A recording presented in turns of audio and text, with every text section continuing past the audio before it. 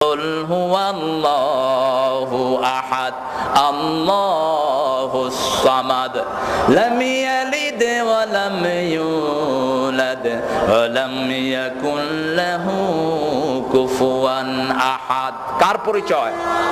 আরো চিৎকার করে বলেন, আল্লাহর পরিচয়। ঈমানের প্রথম শর্তই হলো কালেমার ঘোষণা। এই কালেমার ঘোষণা দিতে হবে তিনটি পর্যায়ে: ইকরার বিল লিসান, তাসদীক বিল জানান, আমল বিল আরকান। একজনে কালেমার ঘোষণা দিল, তার হৃদয়ের মধ্যে এটার বিশ্বাস থাকবে। যখনই সে কালেমার ঘোষণা দিল, ফজরের আজান হলে আর সে বাড়িতে ঘুমিয়ে থাকতে পারবে না। যখনই নামাজের আজান হলো, কালেমার সাথে সাথেই নামাজের ঘোষণা দিয়েছেন কে?